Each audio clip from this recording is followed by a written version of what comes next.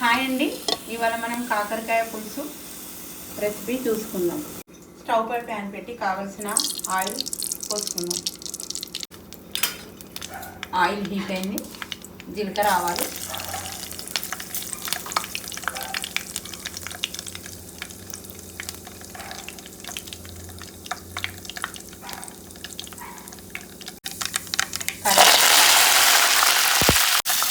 కాట్లు పెట్టుకొని పచ్చిమిరపకాయలు 4-5. కాకరకాయలు ఉప్పు నీళ్ళలో మంచిగా కడుక్కుంటే చేదు అనేది రాదు. ఉప్పు నీళ్ళలో వాష్ చేసుకోవాలి.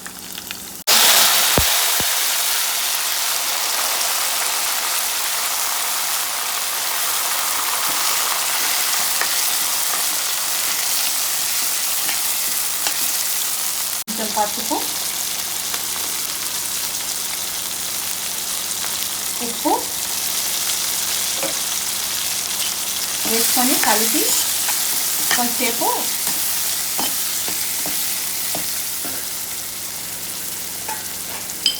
మూత పెట్టేసుకోవాలి. కాకరకాయ ఉడికిపోయింది. ఇప్పుడు మనం ఉల్లిగడ్డ నువ్వుల పేస్ట్ చేసుకొని పెట్టుకున్నాను, అది యాడ్ చేసుకుందాం.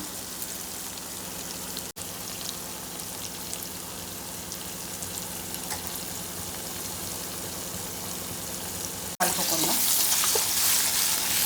ఈ మసాలా కాకరకాయ పట్టే వరకు కలుపుకుందాం. కాకరకాయకి మసాలా పట్టింది. తర్వాత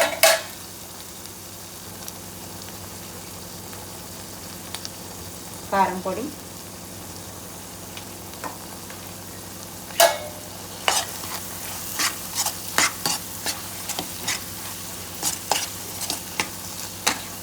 కారం పొడి మంచిగా కలుపుకున్న తర్వాత కాకరకాయకి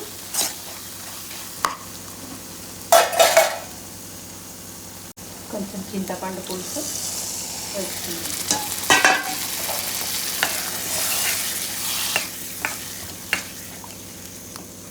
పులుపు కావలసినంత వేసుకోవచ్చు. పుల్లగా తింటే పుల్లగా చేసుకోవచ్చు, లేదంటే కొంచెం వాటర్. పులుపు ఎక్కువ తినని వాళ్ళు కొంచెం వాటర్ యాడ్ చేసుకోవాలి.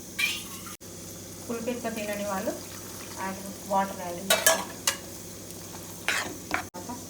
ధనియా పౌడర్,